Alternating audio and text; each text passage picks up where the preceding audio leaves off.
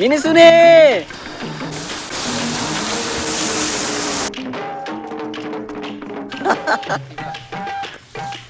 இது வந்து இந்த வீடியோட கடைசி பகுதி.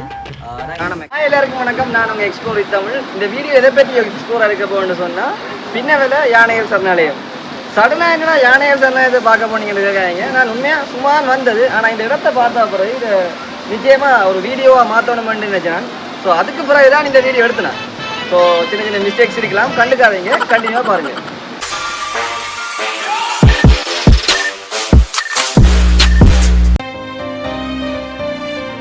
பின்னவெல யானைகள் சரணாலயம் காட்டில் தனிமைப்படுத்தப்பட்ட இல்லை தாய் யானைகளால் கைவிடப்பட்ட குட்டிகள் இல்லை காயப்படுத்தப்பட்ட யானைகள், இப்படியான யானைகளை பாதுகாக்கிறது தான் இதன் நோக்கமாக காணப்படுது. என்னடா பண்ற? இந்த பின்னவெல யானைகள் சரணாலயத்துக்கு போகிறதுக்கு கண்டி டு களம்பு A1 ரோட்டில் போகிற எந்த பஸ் இருந்தாலும் போகலாம். கண்டியிலேருந்து 40 கிலோமீட்டர் கரண்டுப்பன ஜங்ஷன் என்ற இடத்துல போயிட்டு இறங்கி அங்கேருந்து ஒரு 20 மினிட்ஸ் ஒரு பஸ் எடுத்து உள்ளே போனோம்னு சொன்னால் பின்னவெல சரணாலயத்துக்கு போயிடலாம். பஸ்ஸில் போகிற எக்ஸ்பீரியன்ஸை விட ட்ரெயினில் போகிற எக்ஸ்பீரியன்ஸ் நல்லா இருக்குமென்னு யோசிச்சிங்கன்னா அப்படியும் செய்யலாம். ட்ரெயின் எடுத்து நீங்கள் ரம்புக்கண ஸ்டேஷன் போகணும். அங்கேருந்து ஒரு 10 மினிட்ஸ் உள்ளே போனீங்கன்னு சொன்னால் பின்னவெல சரணாலயம் வந்துடும். பின்னவெல யானைகள் சரணாலயத்தில் யானைகளை குளிப்பாட்டுற இடம் தான் ஒரு ஐகானிக் விசிட்டிங் பிளேஸாக காணப்படுது. ஒரு நாளைக்கு 2 தரம் இந்த பேத்திங் செஷன் இருக்கும். நிச்சயமாக பின்னவெல சரணாலயத்துக்கு போகிறதுக்கான வாய்ப்பு உங்களுக்கு கிடைச்சா இதை மிஸ் பண்ணிடாதீங்க. உண்மையில் அந்த யானைகள் குளிக்கிறத பார்க்குறது ஒரு அருமையான ஒரு எக்ஸ்பீரியன்ஸ் கிடைக்கும். இப்போ கேட்பீங்க, ஏடா தமிழ் யானை குளிக்கிறது மேலே உனக்கு எக்ஸ்பீரியன்ஸ் அப்படின்ட்டு கேட்டிங்கன்னா அப்படி இல்லை. அந்த குட்டி யானைகள் அவங்க ஃபோர்ஸாக தண்ணி அடிக்கக்குள்ளே அதில் படாமல் இருக்கிறதுக்காக ஒளிகிறது, மற்றது எவ்வளவுதான் ஃபோர்ஸாக தண்ணி அடித்தாலும் பெரிய யானைகள் அசையாமல் மெதுவாக போகிறது, இதெல்லாம் உண்மையில் ஒரு வித்தியாசமான ஃபீலை தரக்கூடியதாக இருக்கும். இப்போ உண்மையில் அந்த யானைகளோட மைண்ட் வாய்ஸ் என்ன தெரியுமா? அவ்வளோ பெரிய அந்த ட்ரெயின்ட கோன் சவுண்ட், அதில் லைட் பவர், அதுவே என்ன அசைக்கலை. ஆஃப்டர் ஆல் நீ தண்ணி அடித்து என்ன அசைக்க போகிற? குளிக்கலான்னு சொல்லிட்டு தாய்க்கு பின்ன கொள்ளிகிற அந்த குட்டியின் அடம்பிடிப்பு படுத்துற நிமிஷம் தாங்க முடியலையே. அதை தாண்டி ஒவ்வொரு யானைகளும் தண்ணியை வேண்டிட்டு வந்து ஒரு டான்ஸ் ஸ்டெப் ஒன்று போடும் பாருங்க. உண்மையில் பார்க்குறதுக்கு எல்லாமே வேறு லெவலில் இருக்கும். ஒரு வித்தியாசமான எக்ஸ்பீரியன்ஸும் கிடைக்கும். வாய்ப்பு கிடைச்சா நிச்சயமாக பின்னவெலைக்கு ஒருக்கா போயிட்டு வாங்க.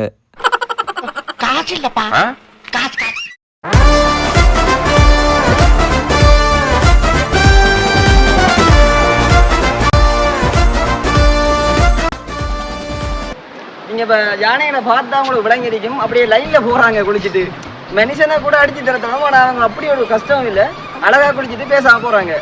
எவ்வளவு அந்த சொல்வழி கேட்கிற அளவுக்கு பழக்கி வச்சிருக்காங்கன்றதை பார்க்க விளங்குது.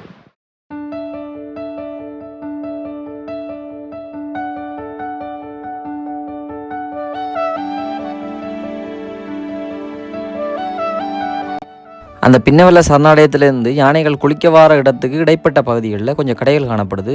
அதில் வந்து இந்த பாரம்பரிய பொருட்கள் மற்றது யானைகளோட உருவங்கள்னு சொல்லி கொஞ்சம் வித்தியாசமான பொருட்கள் காணப்படுது.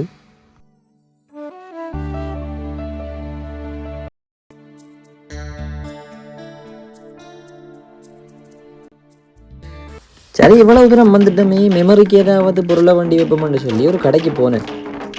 சரி, பேர் தெரியாட்டியும் பரவாயில்ல, பார்க்குறதுக்கு நல்லா இருக்கேன்னு சொல்லி அதை தூக்கி பார்த்தா 4000 ரூபா போட்டிருந்தான். நம்மளோட ட்ரிப் பட்ஜெட்டே 1000 ரூபா தானே. சரி, பார்க்குறதுக்கு நல்லா இருக்கிற எல்லாத்தையும் போகணும் இல்லை தானே. கடைக்காரர் மைண்ட் வாய்ஸ் என்னன்னு சொல்லி உங்களுக்கு விளங்குதா? நான் அப்போவே 100 ரூபா யானைக்குட்டி ஸ்டிக்கரோட முடிச்சுட்டு இருந்தா 4000 ரூபா தர்ம சங்கடம் வந்திருக்காது. பார்த்தீங்களா முகத்தில் எவ்வளோ சந்தோஷம் உண்டு. நீங்களும் எங்கேயும் போனீங்கன்னு சொன்னால் மெமரிக்கு ஏதாவது வேண்டி வச்சுக்கொள்ளுங்க. அது 4000 ரூபாய் இருக்கணும்ன்ற அவசியம் இல்லை.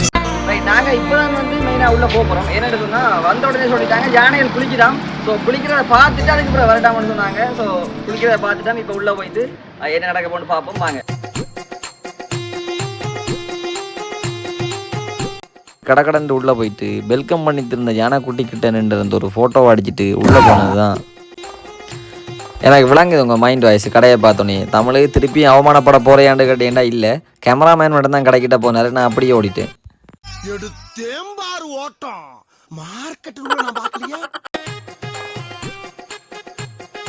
அப்புறமா இங்கே அங்கங்கே யானைக்குட்டி சிலைகள் இருக்கும் ஃபோட்டோ எடுக்கிறதுக்காக. சிலையும் இல்லைன்னு வைங்களன், போகிறவங்களில் பாதி பேர் நியூஸில் தான் வரணும். நண்பன் தான் நமக்கு வீடியோஸ் எடுத்து தந்து உதவுறாள். நல்லா பார்த்துக்கொள்ளுங்க, அடிக்கடி வீடியோஸில் விசிபிள் ஆக மாட்டார். நான் செவனே தானா போய்க்கிருந்தேன்.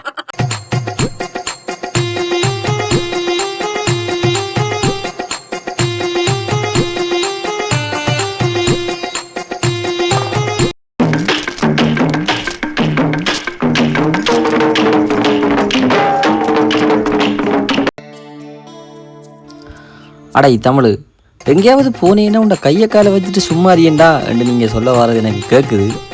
இருந்தாலும் ஒரு ஆர்வம் தானே. எல்லாம் சரி, அந்த தேங்காய் மட்டையை பாகன் எதுக்கு பயன்படுத்தினாருன்னு எனக்கு தெரியல. உங்களுக்கு தெரிஞ்ச கமெண்ட்ல சொல்லுங்க.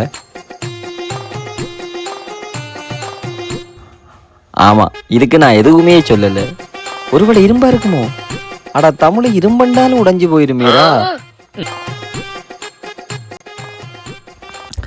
கண்ணாடியெல்லாம் போட்டாச்சு. அப்புறம் கேட்காதீங்க யானைக்கிட்ட போகிறதுக்கு எதுக்குடா கண்ணாடின்னு சொல்லி. அப்போ தான் பயம் தெரியாது. அடங்கப்பா, இது உலக நடிப்புடா சாமி.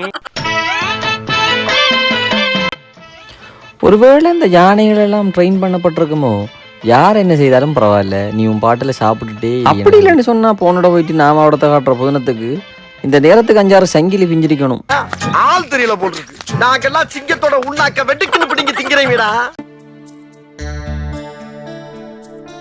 நான் யானைகளை பற்றி ஒரு ஆர்டிகல் வாசிச்சிருந்தேன். அதில் போட்டிருந்த விஷயம் என்னென்னு சொன்னால், யானைகள் அவங்களோட ஆழமான உணர்வுகளை வெளிப்படுத்துவாங்களாம். அதை தாண்டி ஒரு யூனிக் கம்யூனிகேஷன் இருக்குமாம் அவங்களுக்கு இடையில். எவ்வளோ கிலோமீட்டர் டிஃப்ரெண்டில் இருந்தாலும் தங்களுக்குள்ளே காய்ச்சி கொள்ள இயலுமா. நிழல் அடிக்குது கண்ணாடி போட்டு கண்ணடிக்க பயன் தெரியக்கூடாது. அப்புறம் இதில் உண்மையாக ஒரு விஷயம் சொல்லணும்னு நினைச்சுன்னா, யானைகள் பற்றி ஒரு ஆர்டிகல் வாசிச்சேன். என்னென்னு சொன்னால், 100 வருடங்களுக்கு பிறகு ஒரு குட்டியான தாயோட வருதுன்னு சொன்னா அதே இடத்தால திருப்பி அந்த யானைக்கு வரக்கூடியா இருக்கணும். ஸோ அந்த அளவான ஒரு மெமரி பவர் உள்ளதான் யானைகள். அதால நீங்க என்ன சொல்லணும், யானையோட வந்து சேட்டை பண்ணாம போயிடணும். கெட்ட பைய சரவன் தலைவன் ஏன் ஒரு பெரிய போட்ல போட்டுக்கணும் சொல்லி நாம எல்லாம் யோசிக்கிறோம். எனக்கும் அதே டவுட் தான் வந்தது. காரணம் என்னன்னு சொன்னா, 1994ஆம் ஆண்டு இவரை கொண்டு வந்த பிறகுதான் இந்த பின்னவெல சரணாலயம் இன்னும் ஃபேமஸ் ஆனது. அதுல கீழே அழகா போட்டிருக்காங்க, he makes the orphanage more attractive especially for foreigners. So இங்க வர வருமானத்துக்கு முக்கியமான காரணமா இருக்கிறார்களுக்குள்ள இவரும் ஒரு ஆள். ஸோ அதனால இவர் இங்க போட்ல இருக்கிறார். இவரை போல நிறைய பேர் இங்க இருக்கிறோம். சுற்றி பார்ப்போம். உட்பிரவேசித்தல் அலுவலக உத்தியோகத்தோடக்கு மாத்திரமா? அட நாளையில இருந்து பின்ன வேலைக்கு வர வேண்டியதுதான்.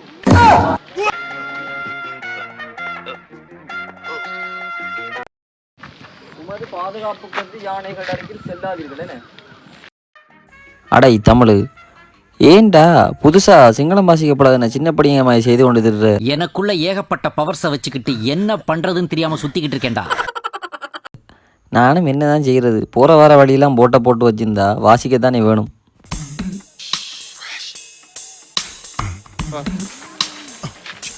இவரை பார்க்க உங்களுக்கு விளங்கும். நான் காட்ட யானைகளுக்குள்ள நான் பார்த்த யானைகளுக்குள்ள இவர் கொஞ்சம் வித்தியாசமா இருக்கிறார். நல்ல பெரிய தந்தம் வச்சுக்கிறார். ஒருவேளை இவர் தான் எவரோ தெரியல, அந்த சுமநாத டஸ்கர் அந்த போட்ல இருந்தால். இவரு கிட்ட போய் பார்க்கலான்னு நினைக்கிறேன். என்னதான் கட்டி இருந்தாலும் யானைகளை பற்றி நமக்கு தெரியுதானே. இந்த சரணாலயத்தின் முட்புறமாகவும் யானைகள் காணப்படுது. அதுலேருந்து கொஞ்சம் முள்ளுக்கு வந்து பிற்புறமாகவும் யானைகள் காணப்படுது. ஏன் இப்படி பிரித்து வச்சிருக்காங்கன்னு தெரியல. ஒருவேளை இப்படியும் இருக்கலாம். வகுப்பறையிலே குளப்படி செஞ்சால் தனியே தனி வைப்பாங்க. அப்புறமா நீங்கள் பின்னவெல சரணாலயத்துக்கு வந்தீங்கன்னு சொன்னால் தயவு செய்து ஃபோட்டோ எடுக்கிறதுக்கு மட்டும் யானைகள்கிட்ட போயிடாதீங்க. அப்புறம் உண்மையில் ஃபோட்டோவாக தொங்க வண்டி வரும். இந்த யானைகள பலமே தும்பிக்கை தான். ஏன்னு சொன்னால் எவ்வளவு பெரிய உறுதி வாய்ந்த மரமாக இருந்தாலும் சரி, லேசாக வேரோட பிடுங்கி கீழே போட்டுரும். அதை தாண்டி இது ஒரு மல்டி பர்பஸ்க்காக பயன்படுத்துறது.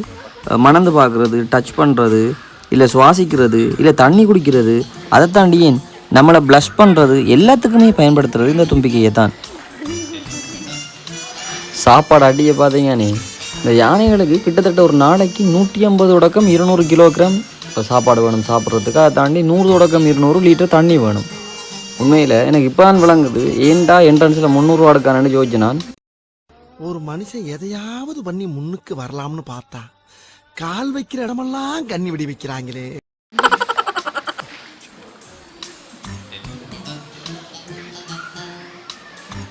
இது வந்து இந்த வீடியோட கடைசி பகுதி. நாங்கள் வெளிக்கிட்டு போகிறது ட்ரெயின்லாம் போக பிளான் பண்ணியிருக்கோம். ட்ரெயினில் போனால் அந்த வீடியோஸையும் உள்ள ஆட் பண்ணுவேன்.